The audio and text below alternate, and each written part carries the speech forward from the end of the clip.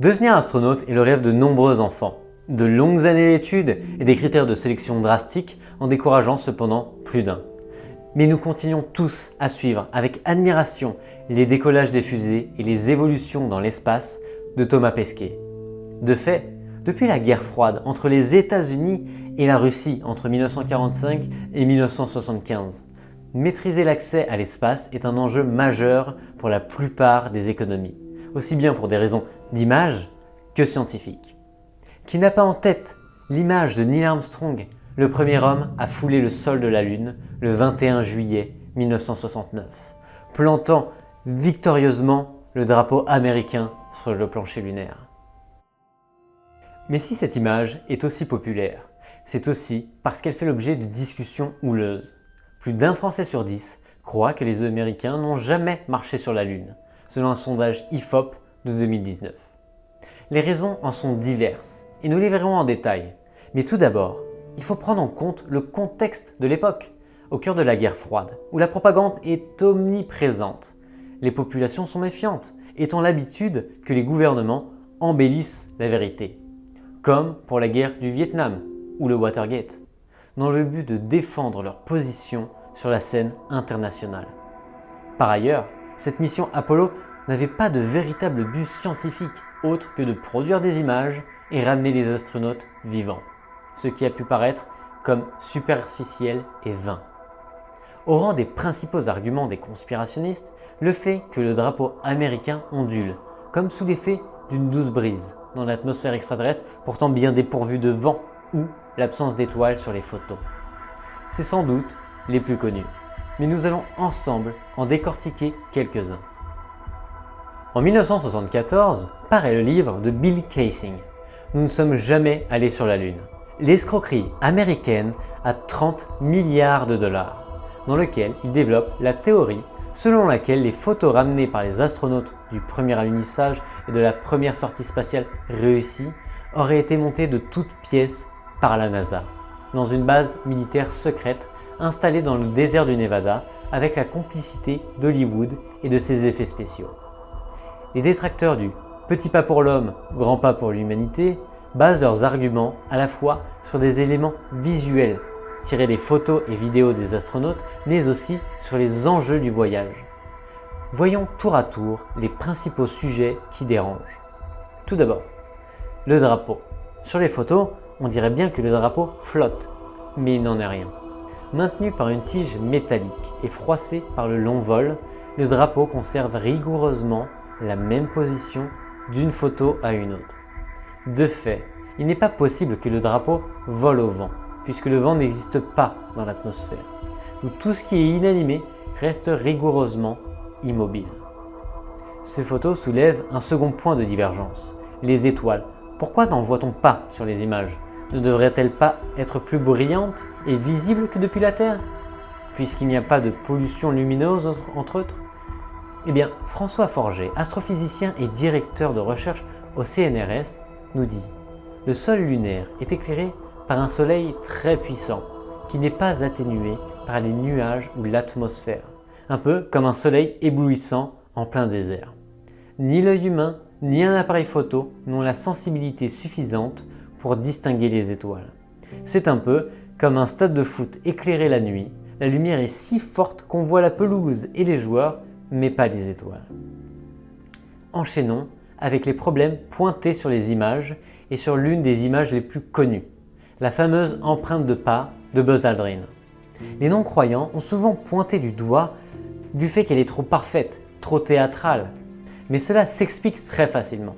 Les empreintes de pas sont particulièrement nettes, car la Lune n'est pas simplement un gros caillou, elle est surtout recouverte de régolithes, une très fine poussière produite par l'impact incessant des météorites, semblable à de la cendre et particulièrement apte à conserver les traces, en particulier en l'absence d'atmosphère et donc de vent. Dans le même thème, les complotistes ont également régulièrement attaqué l'absence de traces d'alunissage, défendant le fait que les mouvements causés par les fusées qui se posent auraient dû dégager la poussière sur des larges zones. Ici encore, la réponse est similaire, par l'atmosphère. Pas de mouvement de vent donc la poussière qui a été déplacée est immédiatement retombée. De plus, des satellites de d'autres nations qui ont pu faire des photos de la Lune par la suite ont bien montré les traces de là où les fusées s'étaient posées. Et ces autres nations, étant parfois en guerre avec les États-Unis, n'auraient pas démantelé les théories de complot de leur plein gré et en faisant un effort volontaire. Passons à un autre type de problématique, un petit C visible sur les photos de la NASA. La Lune n'étant pas habitée, qui graverait une lettre là? Ce détail, érigé au rang de preuve ultime, a soutenu les théories comme quoi les photos auraient été prises dans un décor de cinéma. Heureusement, les appareils numériques n'existaient pas à l'époque et l'on a pu vérifier que ce détail n'était pas présent sur la pellicule. En dehors des problématiques relatives à des éléments physiques, je vous avais promis de vous parler des enjeux de la mission. Replaçons-nous dans le contexte de cette époque. En pleine guerre froide, les deux principales puissances abusent de propagande et ne laissent passer aucune raison de prouver qu'ils sont chacun le meilleur.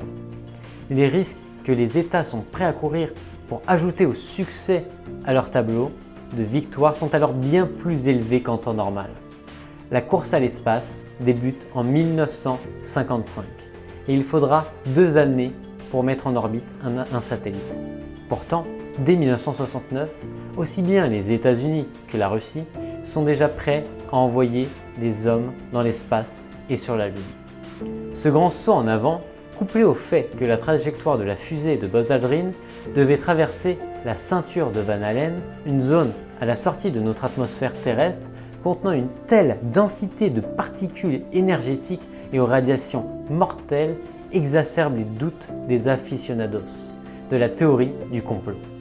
Les avancées scientifiques étaient-elles déjà réellement suffisantes pour permettre à une équipe d'astronautes de survivre dans ce no man's land? Eh bien oui, selon la NASA, qui ajoute que la fusée n'avait passé que quelques heures dans cette zone. Mais alors, relancent les complotistes, comment se fait-il qu'on ait pu progresser en quelques années et que le rythme se soit tant ralenti depuis? Par là, la véritable question qu'ils posent est: comment se fait-il qu'on ne soit toujours pas capable d'aller ailleurs que sur la Lune? Sur ce dernier point, nous ne pouvons pas en vouloir à ceux qui relaient la théorie du complot. Nous sommes, je pense, tous avides d'assister aux prochains progrès spatiaux. Ceci dit, ce qui a changé, c'est que les risques que nous sommes prêts à voir les astronautes prendre sont bien moindres. Depuis le fameux « Houston, on a un problème » de la mission Apollo 13, ou à cause de la désintégration en direct live de la navette Challenger en 1986. Les exigences de sécurité nécessitent des règles et un environnement extra strict, qui coûtent cher à mettre en place, alors que le budget de la NASA a été divisé par 8 depuis 1970. Quel que soit l'avis de chacun, une preuve ultime consiste en 32 kg de roches ramenées de l'astre lunaire et expertisées par des scientifiques du monde entier, dès 1969 jusqu'à pas plus tard que 2015, sans jamais voir leur origine extraterrestre remise en cause, y compris par les ennemis de la guerre froide, les Russes. Je pense que ce que l'on peut tirer de cette histoire, c'est que le contexte d'un événement est tout aussi important que l'acte en lui-même. Aujourd'hui, on remet beaucoup plus difficilement en cause ce qui se passe et ce qui est documenté en temps réel. Par exemple, Thomas Pesquet, qui poste sa vie au quotidien sur Instagram, ne nous laisse aucun doute sur ce qu'il est en train de faire. Après, les événements historiques font toujours fantasmer. Et il faut savoir que quand on ne fait pas partie directement de cet événement, il est facile de vouloir s'imaginer savoir quelque chose de plus que les autres. Merci à tous d'avoir regardé cette vidéo. Si vous avez d'autres informations sur cette théorie, n'hésitez pas à le mettre en commentaire. C'est avec grand plaisir que je vous relirai. Et dans tous les cas, à très vite sur cette même chaîne. Très bon moment à vous et à bientôt.